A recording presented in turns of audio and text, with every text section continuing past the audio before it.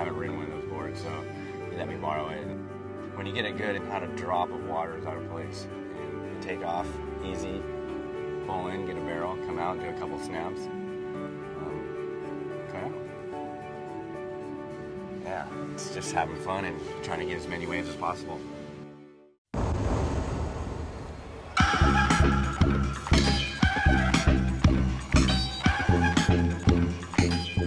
The closest thing to surfing outside of the ocean yet.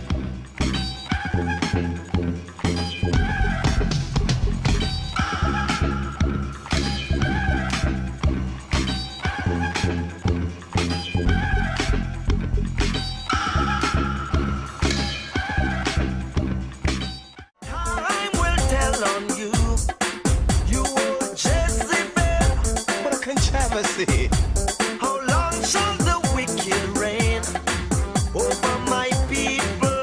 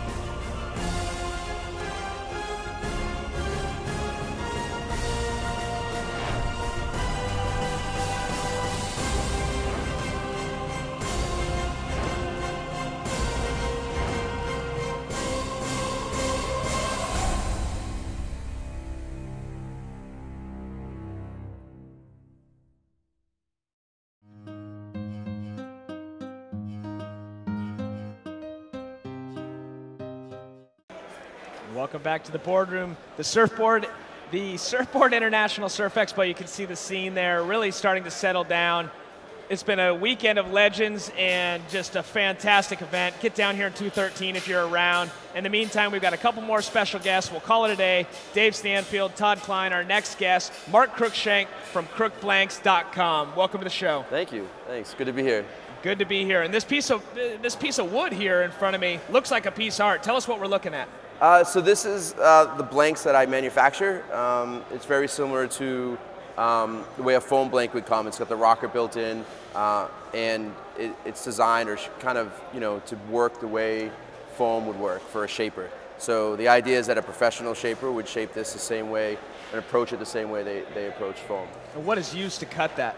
Same tools. Just a planer. I mean, I use to make this, I use a router and to get the rocker built into it. But as a shaper, they would just use their electric planer and their standard hand tools to clean things up. The Polonia is very soft, so it kind of works a little harder than foam, but it's pretty consistent and does the job. And you've got one of the final products over there? Yeah, that's one of the ones we finished probably about a year ago now.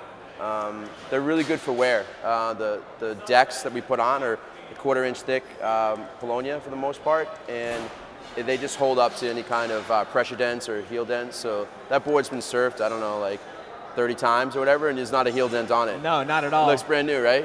Yeah. Yeah, we just scraped the wax off before the show started. Well, they're beautiful. It's not something I feel I would want to ride. It seems like it's got to be extremely expensive because it's a piece of art. What does something like that cost? For retail, it's really up to the shaper. I sell blanks, so my blanks start at $500. Okay. For like a 6 foot and under, and it's like $100 per foot because the price of lumber is, it gets expensive as you get longer.